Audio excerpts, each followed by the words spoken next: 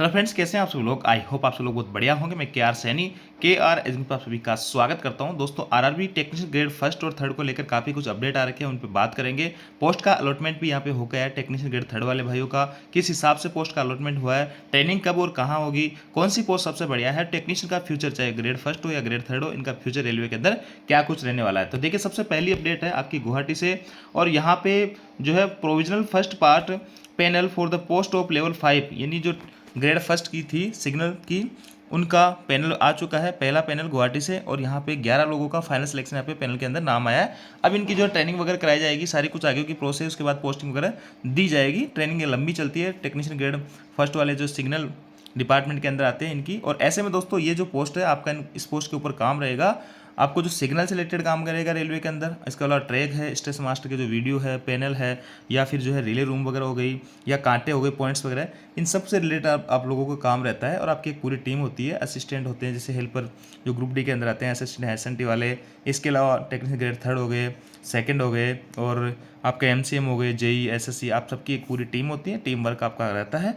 और देखिए, किन्हीं स्टेशनों पे ड्यूटी यहाँ पे 8-8 घंटे चलती है, किन्हीं स्टेशनों पे आपको 24 घंटे भी यहाँ पे रहना पड़ता है। छोटे स्टेशनों पे जो वहाँ पे आपकी ड्यूटी 24 घंटे रहती है, जब भी फेलियर वगैरह आता है आपको अटेंड करना होता है। तो इस टाइप का काम यहाँ पे रहता है। पहला प्रमोशन लेवल 6 में होगा, उसके बाद में आप एग्जाम वगैरह देके JE SSC की पोस्ट तक जा सकते हैं। अब देखिए दोस्तों, सेकंड अपडेट भी आरआरबी गुवाहाटी से है।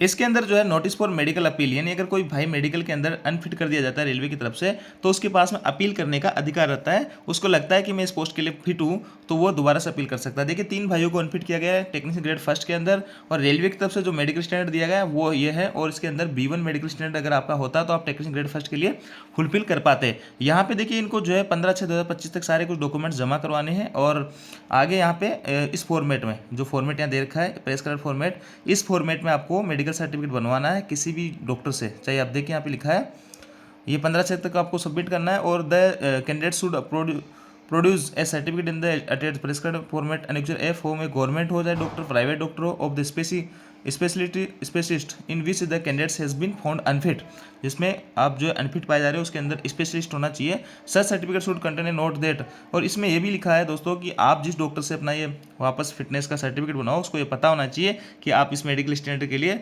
ऑलरेडी फेल पाए गए हो रेलवे की तरफ से। अगर फिर भी आपका सर्टिफिकेट बन जाता है तो आप यहाँ पे अपील कर सकते हो, और 1000 रुपये का DD के माध्यम से भी आपको भुगतान, चेक के माध्यम से आपको भुगतान करना पड़ेगा। DD कटे 1000 रुपये की। और उसके बाद में 3 जो है रेलवे डॉक्टर्स की यहाँ पे पैनल बनेगा, और आपके ऊपर रिव्यू किया जाएगा। अगर आप फिट पाए जाते हैं तो आपको पोस्ट अलॉटमेंट कर दिया जाएगा, अन्यथा आपको बाहर कर दिया जाएगा। तो इस तरीके से आप मेडिकल अपील यहाँ पे कर सकते हैं। और भी कुछ काफ़ी सारे इंस्ट्रक्शन इसमें लिखे हैं, आप पढ़ सकते हैं। तीसरी और इंपॉर्टेंट अपडेट है रेलवे रिक्रूटमेंट बोर्ड गोरखपुर से। Provisional result for level 2 under CN 2/2024 technician grade third.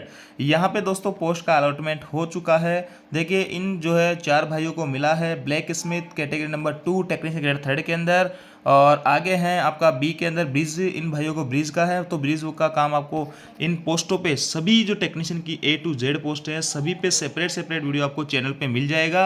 आप वहाँ से जाके हर पोस्ट के बारे में डिटेल से जानकारी ले सकते हैं। इसमें जो रेलवे के ब्रिज वगैरह होते हैं उनका काम आप लोगों को करना होता है, मेंटेनेंस वगैरह का काम आपकी टीम के साथ में मिलकर करना होता है। सैलरी वगैरह अच्छी खासी बन जाती है, टी वगैरह इसमें अच्छा बनता है। CNW दोस्तों, बड़े जो जंक्शन स्टेशन होते हैं वहाँ पे आपकी पोस्टिंग होती है। CNW के अंदर छोटे स्टेशन में इसका पॉइंट नहीं होता है। ये गाड़ी की रोलिंग वगैरह चेक करते हैं, गाड़ी को मेंटेनेंस से रिलेटेड इनका काम होता है। सिक लाइन, वॉशिंग लाइन वगैरह आपकी ड्यूटी लग सकती है। इलेक्ट्रिकल डिपार्टमेंट की अच्छी पोस्ट हो दोस्तों, इसमें आपकी पावर है, या फिर स्टेशन पे आपकी ड्यूटी लग सकती है।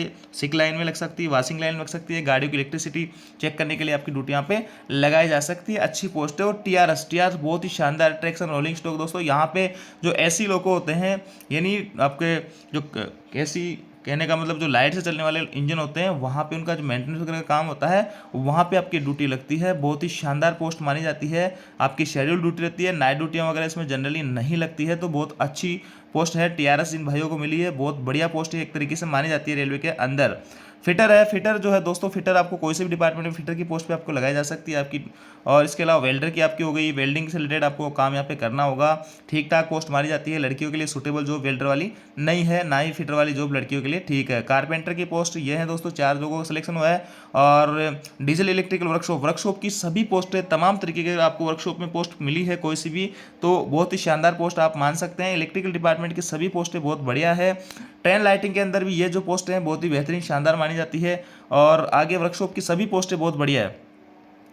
आगे दोस्तों फिटर है, और इसके अलावा ये आपका कैटेगरी 30 मैकेनिकल में फिटर इनको मिला है 30 लोगों को। और वर्कशॉप है, वर्कशॉप की मैंने जैसे कि बताया आपको ऑलरेडी सभी पोस्टें बहुत बढ़िया है।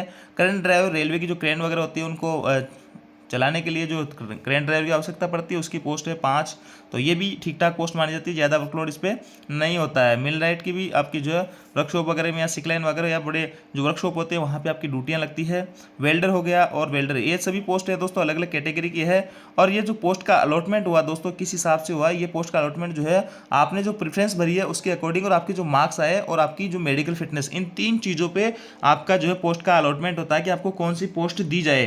पहली बात है कि आपने जो है प्रेफरेंस में कौन सी पोस्ट भरी है। मान लो कोई सी कैटेगरी नंबर की 2 पोस्ट भरी है, इसकी कट ऑफ आपने पास करनी होगी। अगर ये पोस्ट आपको लेनी है तो इसकी कट ऑफ आपकी पास हो गई है। तीसरी चीज, अब कट ऑफ पास हो गई तो इसका जो प्रेस्क्राइब और मेडिकल स्टैंडर्ड है ये भी आपको पास करना होगा।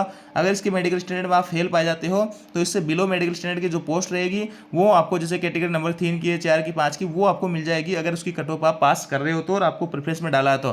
3 चीज़ों के आधार पर आपका पोस्ट का अलॉटमेंट हो रहा है। पहली आपकी जो पोस्ट प्रेफरेंस है, दूसरा आप उसके कट ऑफ पास कर रहे हो, तीसरा आप जो है मेडिकल में फिट पाए जा रहे हो। तो इन 3 चीज़ों को ध्यान में रखते हुए आपको यहाँ जो है पोस्ट का अलॉटमेंट हो रहा है। और पोस्ट प्रेफरेंस का बहुत बड़ा रोल रहता है दोस्तों। ग्रुप डी के अंदर जैसे किन भाइयों के बहुत अच्छे मार्क्स आएंगे, पिछली भर्तियों में देखा होगा, और उनको अवेयर नहीं होते और उल्टी सुल्टी कुछ भी प्रेफरेंस डाल देते हैं, जैसे ट्रैकमैन को ऊपर डाल देते हैं 1 नंबर पे, जबकि उनके मार्क्स आ रहे हैं, जनरल फाइट कर रहे हैं ऐसे वाला बंदा, फिर उसको यहाँ पे ट्रैक मेंटेनर ही मिलेगा क्योंकि उसने प्रेफरेंस में ट्रैक मेंटेनर डाल रखा। तो ऐसी गलती किसी भाई को नहीं करनी है। आगामी जो भर्तियाँ रहेगी पोस्ट प्रेफरेंस को बड़े सोच समझ के आपको डालना होगा। तो इस तरीके से आपका पोस्ट का अलॉटमेंट हो रहा है दोस्तों।